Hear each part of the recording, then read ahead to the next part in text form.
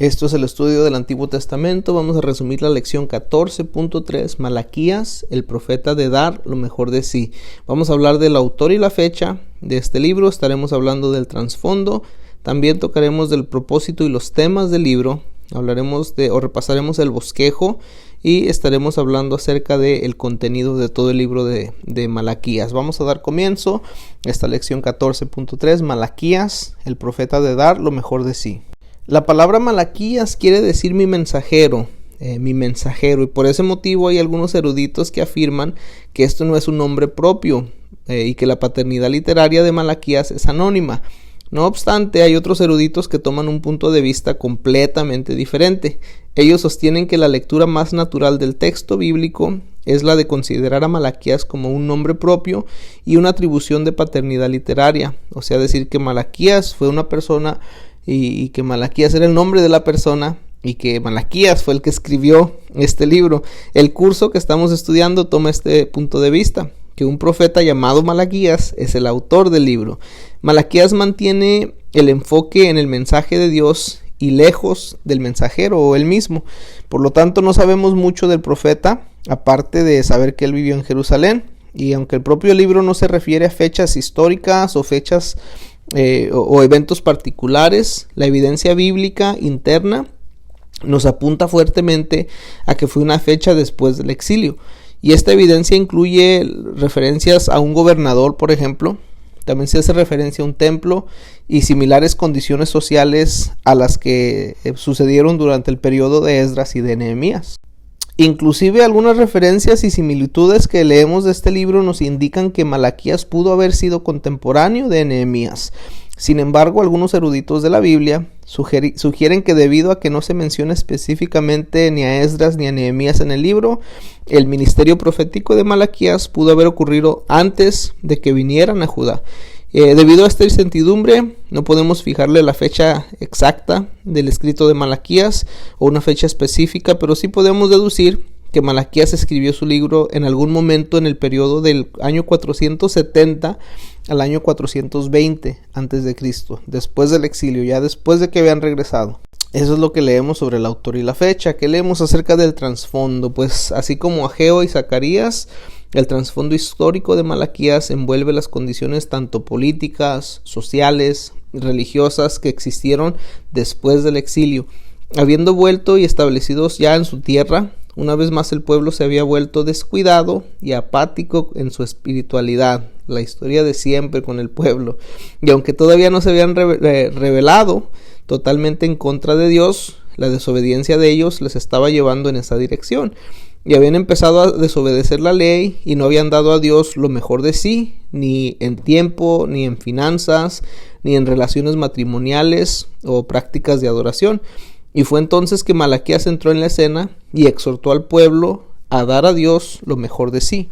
Esto es más o menos lo que estaba pasando durante el tiempo de este libro.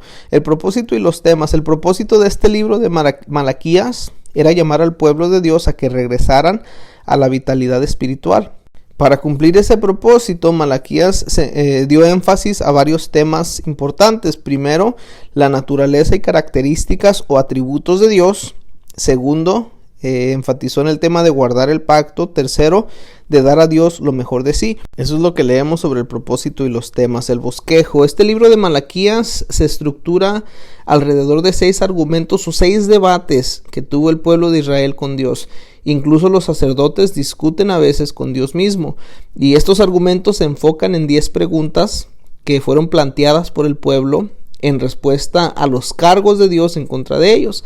Además, los 6 argumentos se centran en la naturaleza de Dios. Así que el bosquejo lo vemos dividido en 7 secciones principales. El primer mensaje, Dios ha amado a Israel. El segundo mensaje, Israel ha deshonrado a Dios.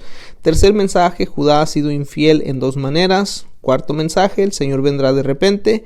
Quinto mensaje, vuelvan al Señor. Sexto mensaje, Israel ha dicho cosas severas en contra de Dios. Y el séptimo mensaje, el día del Señor viene. Y se cierra esta lección hablando acerca del contenido de este libro. Y algo para recordar cuando leamos Malaquías. Hay que recordar que a pesar de que el pueblo había sido liberado recientemente del exilio, de la cautividad, las condiciones actuales parecían negativas y habían encontrado oposición y gran dificultad para reconstruir el templo y también para reconstruir la muralla de Jerusalén. Para ellos esto significaba que de alguna manera habían desagradado al Señor y estaban ellos cosechando las consecuencias de ello. El resultado, pues el pueblo se había vuelto cínico. Si esta era la manera en que Dios los iba a tratar, ¿por qué debían tomarse la molestia de dar a Dios lo mejor de sí?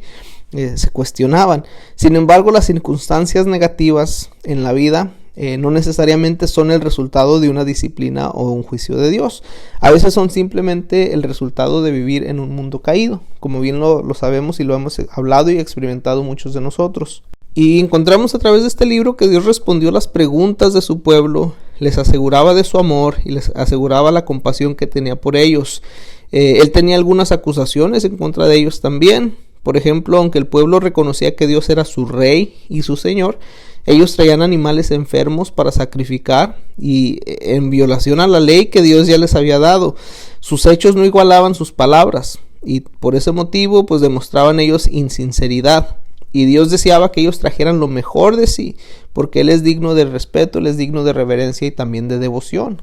Otros problemas que encontramos aquí en este libro involucraban el matrimonio, y es que algunas personas estaban casándose fuera de la fe y eran llevados a la idolatría por sus parejas. En otros casos, cuando una pareja envejecía, el marido se divorciaba de la esposa de su juventud y se casaba con alguien que percibía como más joven y más bonita que la esposa. El divorcio se puso descontrolado por motivos contra la ley.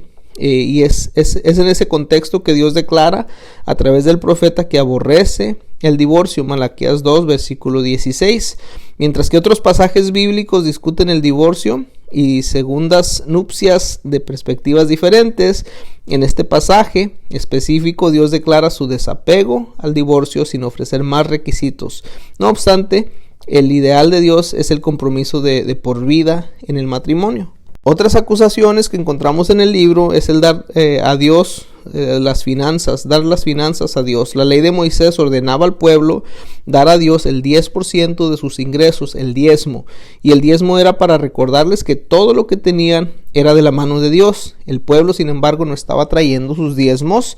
Y un erudito declara lo siguiente: un área importante en que se necesitaba examinar la conciencia era en dar para la obra de Dios. Así que el Señor contrarresta la pregunta de ellos con su propia pregunta: ¿robará el hombre a Dios? Pues vosotros me habéis robado. En el versículo 8, yo creo que los versículos más conocidos de Malaquías. Y esta es una pregunta increíble, pues ¿cómo puede un mero hombre robar al Dios omnipotente? Es imposible, pero estaba ocurriendo en ese tiempo. Y una vez más, Malaquías llamó la atención a los atributos invariables del Señor. Otro de los temas que encontramos: Dios es incompasivo, inmutable, el verdadero Rey y Señor de todo, y Creador de todo. Él derrama bendiciones sobre nosotros. Malaquías exhortó al pueblo a que se sacudieran de su apatía y de su despreocupación, y que agradecieran los numerosos regalos que Dios les había dado, incluso la liberación que acababan de recibir del exilio, y al sacrificar lo mejor en cuestiones de tiempo, de finanzas, de adoración y servicio al Rey de Reyes y Señor de Señores, dando lo mejor de ellos mismos. Y este libro se cierra con un mandato y con una promesa. El mandamiento es recordar la ley de Moisés, Malaquías 4:4. Dios había dado a Israel su palabra de guía para una vida bendita. Nosotros, en nuestro tiempo, también debemos considerar los mandatos de Dios. Los judíos debían esperar al Elías prometido, Malaquías 4:5-6. Este Elías sería el precursor del gran día del Señor. Dios tiene planes futuros para su pueblo.